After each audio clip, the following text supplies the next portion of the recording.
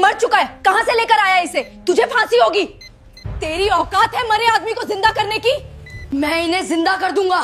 गांव का नाम नक्शों में मुश्किल से मिलता था, सीमा के इतना पास कि रात में कभी कभी गोलियों की आवाज हवा में घुल जाती थी। लोग डर के आदी थे, बच्चे सवाल नहीं पूछते थे और माएं हर शाम दुआ करके सोती थीं। उसी गांव में रहता था आरव, उम्र 19 साल, चेहरा उम्र से बड़ा और आंखें जिम्मेदारी से भरी हुई। उसके घर में दो ही लोग थे, वह और उसकी मां। पिता को उसने कभी देखा नहीं। लोग कहते थे सीमा पर मजदूरी करते वक्त एक दिन वापस नहीं लौटे। मां ने उस दिन के बाद काले कपड़े नहीं पहने, लेकिन मुस्कुराना भी छोड़ दिया। हर सुबह मां सूरज निकलने से पहले उठती, चूल्हा जलाती, आरव के लिए सूखी रोटी और थोड़ा सा नमक रखती, फिर निकल जाती गांव के उन घरों में जहां उसके हाथों की जरूरत थी लेकिन उसकी इज्जत नहीं। बर्तन मांजती, फर्श पोंछती, कपड़े धोती, और उन्हीं पैसों से उसने आरव को पढ़ाया था, गांव के सरकारी स्कूल से लेकर शहर के मेडिकल कॉलेज तक। आरव पढ़ने में तेज था लेकिन उससे ज्यादा जिद्दी। जब लोग कहते सीमा के गांव का लड़का डॉक्टर बनेगा तो वह बस किताब खोल लेता। उसका मानना था शोर से नहीं, काम से जवाब दिया जाता है। सीमा पर सेना की चौकी गांव से कुछ ही किलोमीटर दूर थी। कभी कभी जवान गांव से गुजरते, बच्चे उन्हें देखकर खुश होते। आरव की मां हर बार चुपचाप सिर झुका लेती। एक दिन दोपहर के वक्त जब हवा अजीब तरह से भारी थी, गांव में हलचल मच गई। खबर फैल गई, बॉर्डर पर एक जवान बेहोश हो गया है। लोग दौड़े, कोई पानी लेकर, कोई डर लेकर। आरव उस वक्त किताब में सिर गड़ाए बैठा था, एनाटॉमी का चैप्टर, सांस, फेफड़े, ऑक्सीजन। उसने शोर सुना तो बाहर निकला। सीमा की तरफ धूल उड़ रही थी। एक एम्बुलेंस तेजी से गांव के कच्चे रास्ते पर भागती दिखी। शहीद हो गया, किसी ने कहा। शब्द आरव के कानों में चुभ गए। उसने बिना कुछ सोचे अपनी चप्पल उठाई और दौड़ पड़ा। छोटे से सैन्य अस्पताल में अफरा तफरी थी। एक जवान स्ट्रेचर पर पड़ा था, चेहरा नीला, होंठ सूखे। डॉक्टर तेज आवाज में बोल रहे थे, नो पल्स, डिक्लेयर। कागज पर कलम चली। आरव दरवाजे के पास खड़ा था, हांफता हुआ, पसीने से भीगा। उसकी नजर जवान के सीने पर टिक गई। एक हल्की सी हरकत, बहुत हल्की, इतनी हल्की कि शायद सिर्फ वही देख पाया। ये जिंदा है। उसकी आवाज कांप रही थी लेकिन शब्द साफ थे। सबकी नजर उसकी तरफ गई। तुम कौन हो? एक डॉक्टर ने झुंझलाकर पूछा। मैं मेडिकल स्टूडेंट हूं, आरव ने कहा, और ये अभी जिंदा है। कमरे में सन्नाटा छा गया। किसी ने हंस दिया। भावनाओं में बह गया है। आरव आगे बढ़ा। उसका दिल तेज धड़क रहा था। सर, अगर अभी ऑक्सीजन और सही तरीके से रिससिटेशन दी जाए तो शायद। बाहर निकालो इसे, आदेश आया। दो सिपाही उसकी तरफ बढ़े, लेकिन आरव हटा नहीं। उसकी आंखों में डर नहीं था, बस एक बात थी, अगर वह चुप रहा तो एक सांस हमेशा के लिए खो जाएगी। और वहीं सीमा के उस छोटे से अस्पताल में एक गरीब मां का बेटा किस्मत के खिलाफ खड़ा था। कमरे में खामोशी अजीब थी, ऐसी खामोशी जिसमें हर सांस भारी लगती है। आरव के सामने स्ट्रेचर पर पड़ा जवान अब भी हिल नहीं रहा था। नीली पड़ती त्वचा, आंखें आधी खुली, सीने पर कोई साफ उठान नहीं, लेकिन आरव की नजरें वहां नहीं थीं जहां बाकी लोग देख रहे थे। वह गर्दन के पास देख रहा था। कैरोटिड आर्टरी, बहुत हल्की लेकिन मौजूद। पल्स है, आरव ने दोहराया। कमजोर है लेकिन है। एक सीनियर डॉक्टर ने झुंझलाकर कहा, तुम स्टूडेंट हो, यहां फैसला हम लेंगे। आरव ने पहली बार ऊंची आवाज में कहा, सर, अगर फैसला गलत हुआ तो यह जवान इतिहास बन जाएगा, अगर सही हुआ तो जिंदा इंसान। कमरे में मौजूद कुछ नर्सें रुक गईं। एक ने मशीन की तरफ देखा। मॉनिटर पर लाइन लगभग सीधी थी, लेकिन पूरी तरह नहीं। बीपी? आरव ने पूछा। बहुत लो, नर्स ने कहा। आरव ने जल्दी से कहा, हाइपोक्सिया है, ऑक्सीजन सैचुरेशन गिरा हुआ है, शायद कोल्ड एक्सपोजर और ब्लड लॉस का कॉम्बिनेशन। डॉक्टरों ने उसकी तरफ देखा। अब हंसी नहीं थी, अब झुंझलाहट भी नहीं, अब संदेह था। तुम क्या चाहते हो? सीनियर डॉक्टर ने पूछा। आरव ने एक सांस ली। 5 मिनट, सिर्फ 5। कुछ सेकंड बीते। बाहर सैनिकों की आवाजें थीं, अंदर मशीनें थीं। ठीक है, डॉक्टर ने कहा, अगर कुछ भी गलत हुआ जिम्मेदारी मेरी। आरव ने बात पूरी कर दी। ऑक्सीजन मास्क लगाया गया, warm blanket, IV line. Aarav की उंगलियां कांप रही थीं, लेकिन दिमाग स्थिर था। उसे अपनी मां याद आई, सर्दियों की सुबह, ठंडे पानी में बर्तन, और कहते हुए, पढ़ ले बेटा, तुझे मजबूत बनना है। उसने जवान के सीने पर हाथ रखा। हल्का सा प्रेशर, फिर सही रिदम। सीपीआर नहीं, उसने कहा, सपोर्टिव रेस्पिरेशन। मॉनिटर पर लाइन हिली, एक बीप, फिर दूसरी। सर, नर्स की आवाज फट गई। बीपी थोड़ा ऊपर गया। कमरे में कोई नहीं बोला। आरव ने सांस रोके रखी। 1 मिनट, 2 मिनट। जवान के होंठों में हल्की हरकत हुई। सीनियर डॉक्टर आगे आए, स्टेथोस्कोप लगाया। कुछ सेकंड, फिर उनकी आवाज बदली हुई थी। हार्ट एक्टिविटी है। किसी ने कुर्सी पकड़ ली, किसी की आंखें भर आईं। वही जवान जिसे कुछ मिनट पहले शहीद घोषित किया जा चुका था, अब सांस ले रहा था। आरव पीछे हटा। उसके घुटने कमजोर पड़ गए। वह दीवार से टिक गया। किसी ने उसके कंधे पर हाथ रखा। तुमने कमाल कर दिया, किसी डॉक्टर ने धीरे से कहा।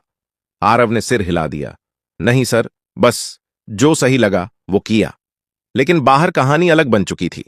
एक जवान जो मर चुका था, वह जिंदा था, और उसे जिंदा कहने वाला एक गरीब मां का 19 साल का बेटा। बाहर कदमों की आवाज तेज हो रही थी, अधिकारियों की। और आरव को अभी नहीं पता था कि यह सिर्फ एक जान बचाने की कहानी नहीं है, यह उसकी जिंदगी की सबसे बड़ी लड़ाई की शुरुआत है। अस्पताल के बाहर अब भीड़ जमा हो चुकी थी। गांव के लोग, कुछ जवान, कुछ अफसर। सबके चेहरे पर एक ही भाव था, हैरानी।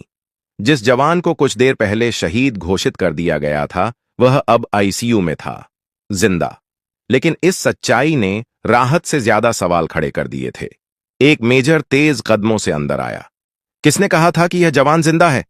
कमरे में सन्नाटा छा गया। नर्स ने इशारे से आरव की तरफ देखा।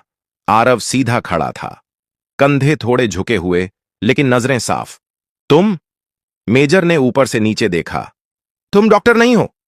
नहीं सर, आरव ने कहा, अभी नहीं।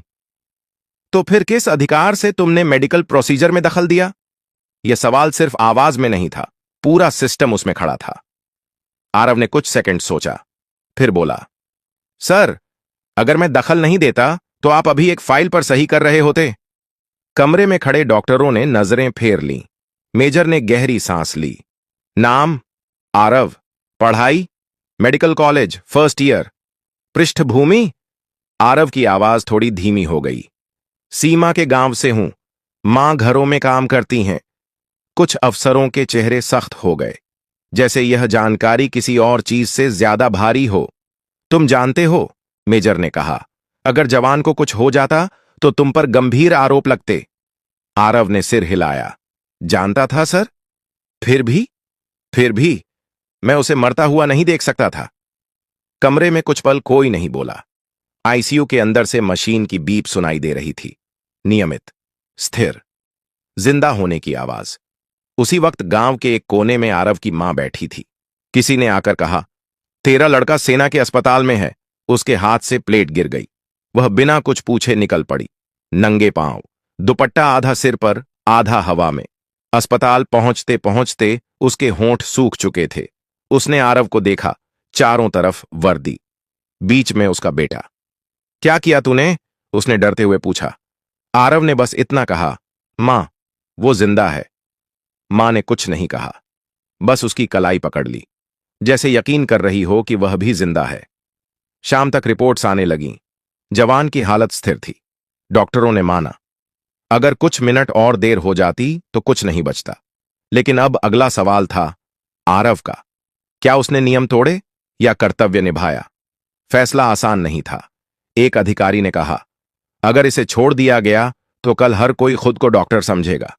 दूसरे ने जवाब दिया, और अगर सजा दी गई तो अगली बार कोई भी आगे नहीं आएगा। आरव चुपचाप बाहर बेंच पर बैठा था, आईसीयू के दरवाजे के सामने। उसे अवार्ड की चिंता नहीं थी, ना अखबार की। उसे बस यह जानना था, जवान जिंदा रहेगा या नहीं। दरवाजा खुला। डॉक्टर बाहर आए। खतरे से बाहर है, उन्होंने कहा। आरव ने आंखें बंद कर लीं।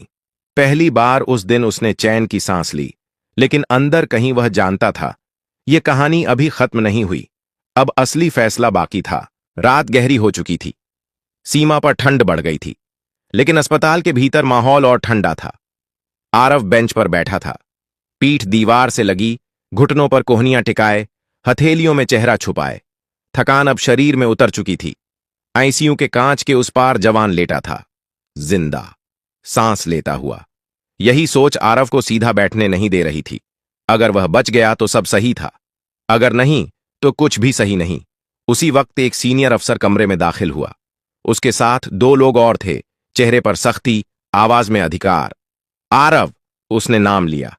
आरव उठ खड़ा हुआ। तुम्हें पता है, अफसर ने कहा, सेना में हर चीज नियम से चलती है। आरव ने सिर हिलाया। जी सर। और तुमने आज नियम तोड़ा है। आरव चुप रहा। अगर जवान को कुछ हो जाता, आवाज भारी हो गई, तो मामला बहुत आगे जाता। आरव ने पहली बार जवाब दिया।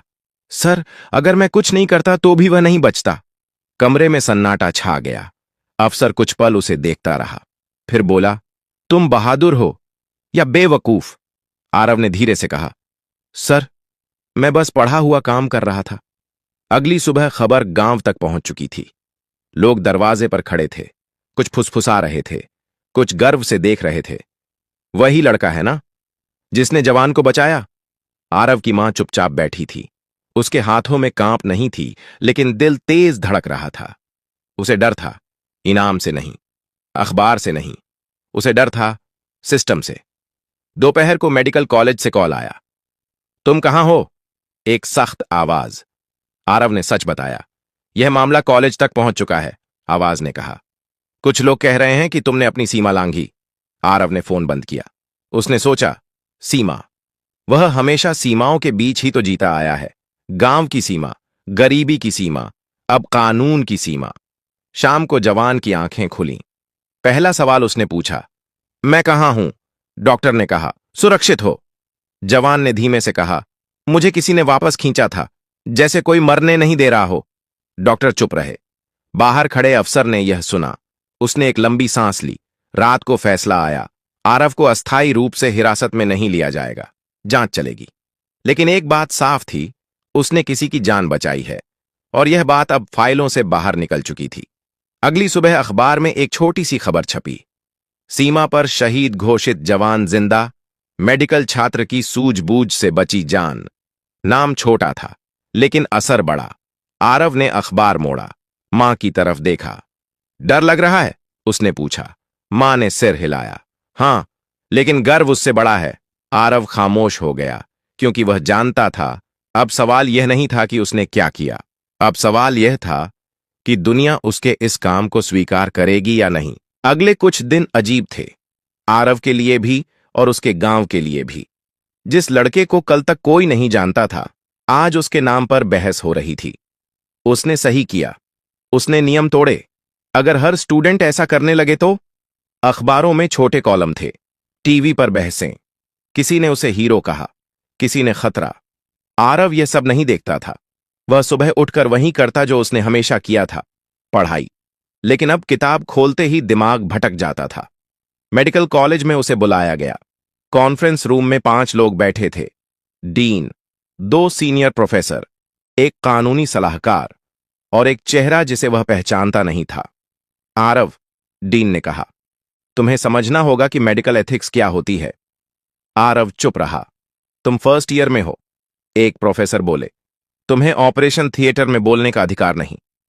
आरव ने सिर झुकाया। जी सर। तो फिर तुमने क्यों? आरव ने पहली बार बीच में बोला। क्योंकि वह मर रहा था। कमरे में खामोशी छा गई। कानूनी सलाहकार ने कहा, भावनाओं से कानून नहीं चलता। आरव ने जवाब दिया, और कानून से सांस नहीं चलती।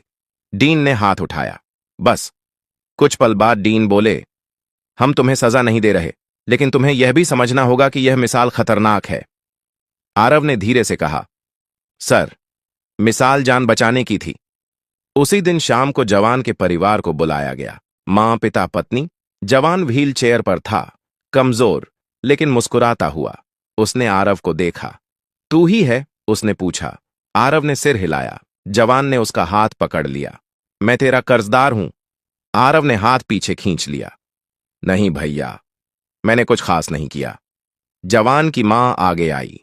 उसने आरव के माथे पर हाथ रखा। तूने मेरे बेटे को वापस दिया है। उसकी आवाज कांप रही थी। भगवान तुझे बहुत आगे ले जाए। आरव की आंखें भर आईं, लेकिन उसी रात एक नोटिस आया। मामले की जांच पूरी होने तक आरव को किसी भी क्लिनिकल गतिविधि से दूर रखा जाएगा। मान ने कागज पढ़ा। समझ नहीं आया, लेकिन डर समझ में आ गया। अब क्या होगा? उसने पूछा। आरव ने कागज मोड़ा। पढ़ाई होगी मां। उसने मुस्कुराने की कोशिश की, लेकिन अंदर सवाल था, क्या सही करने की यही कीमत होती है? 2 हफ्ते बाद दिल्ली से एक टीम आई।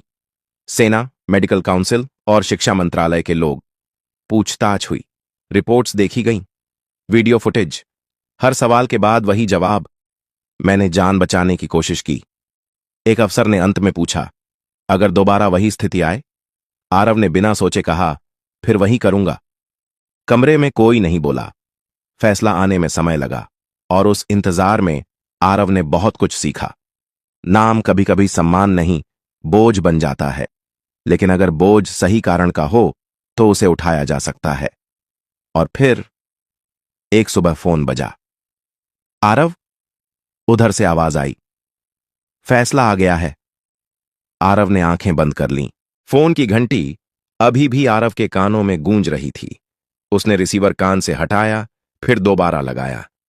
हां, मैं सुन रहा हूं। उसकी आवाज धीमी थी। उधर से आवाज आई, कल सुबह 9 बजे दिल्ली पहुंचो, फाइनल डिसीजन वहीं बताया जाएगा। फोन कट गया। आरव देर तक वहीं खड़ा रहा। मां चूल्हे के पास बैठी थी। उसने आरव का चेहरा देखा तो समझ गई, कुछ बड़ा होने वाला है। डर लग रहा है? मां ने पूछा। आरव ने सिर हिलाया। नहीं मां, बस भारी लग रहा है। मां ने उसकी पीठ थपथपाई। जो सही किया है उसका डर नहीं होता। दिल्ली की इमारतें आरव के गांव से बिल्कुल उलट थीं। ऊंची, ठंडी और बेपरवाह। एक बड़े कॉन्फ्रेंस हॉल में मीटिंग चल रही थी। एक तरफ सेना के अधिकारी, दूसरी तरफ मेडिकल काउंसिल, बीच में शिक्षा मंत्रालय के लोग। आरव सबसे कोने में बैठा था। साधारण कपड़े, फाइल गोद में। उसका नाम पुकारा गया। आरव कुमार। वह उठा। एक अधिकारी ने बोलना शुरू किया। तुम पर आरोप था कि तुमने बिना अनुमति मेडिकल हस्तक्षेप किया। आरव ने सिर झुकाया। लेकिन जांच में यह भी पाया गया, आवाज बदली, कि तुम्हारी वजह से एक प्रशिक्षित सैनिक की जान बची। कमरे में सन्नाटा था। नियम तोड़े गए, अधिकारी बोले, लेकिन जान बची। फिर उन्होंने फाइल बंद की। इसलिए यह निर्णय लिया गया है कि तुम पर कोई अनुशासनात्मक कार्रवाई नहीं होगी। आरव की उंगलियां भींच गईं। इतना ही नहीं, दूसरे अधिकारी ने कहा, तुम्हें विशेष वीरता एवं चिकित्सा योग्यता सम्मान दिया जाएगा। आरव ने सिर उठाया। उसकी आंखों में अविश्वास था। और आवाज आगे बढ़ी, तुम्हारी आगे की पढ़ाई के लिए पूर्ण छात्रवृत्ति स्वीकृत की जाती है। कमरे में हल्की तालियां बजीं। आरव कुछ नहीं बोला। उसने सिर्फ इतना कहा, धन्यवाद। लेकिन वह जवान? अधिकारी मुस्कुराए। वह पूरी तरह सुरक्षित है। शाम को आरव मां के साथ स्टेशन पर बैठा था, हाथ में वही फाइल, लेकिन अब बोझ नहीं लग रही थी। मां ने कागजों को छुआ। अब मुझे काम पर नहीं जाना पड़ेगा? आरव ने सिर हिलाया। नहीं मां। मां की आंखें भर आईं। तो मेरी मेहनत सफल हो गई। ट्रेन की सीटी बजी। आरव ने खिड़की से बाहर देखा। सीमा की तरफ जाती पटरियां।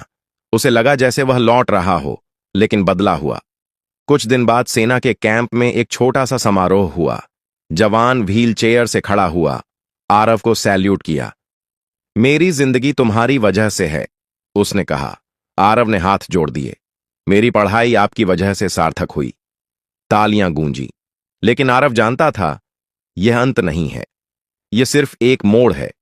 एक गरीब मां का बेटा जो अब सिर्फ डॉक्टर नहीं बनना चाहता था, वह ऐसा डॉक्टर बनना चाहता था जो सही वक्त पर सही जगह खड़ा हो सके। अवार्ड की चमक कुछ दिनों में फीकी पड़ गई, लेकिन आरव के अंदर कुछ और चमकने लगा था, जिम्मेदारी। अब वह कॉलेज में सिर्फ एक स्टूडेंट नहीं था, लोग उसे पहचानने लगे थे। क्लास में फुसफुसाहट होती, यही है वो सीमा वाला केस।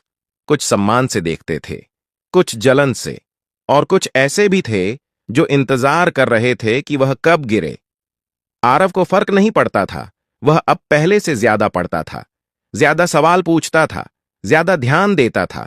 उसे पता था एक गलती अब सिर्फ उसकी नहीं होगी, उसकी मां का जीवन भी बदल गया था। अब उसे दूसरों के घर बर्तन नहीं मांजने पड़ते थे, लेकिन उसने हाथ खाली नहीं रखे। अगर आपको यह कहानी दिल से अच्छी लगी हो तो लाइक जरूर करें, चैनल को सब्सक्राइब करें, दोस्तों के साथ शेयर करें और कमेंट में जरूर बताइए आप यह कहानी किस शहर या गांव से देख रहे हैं।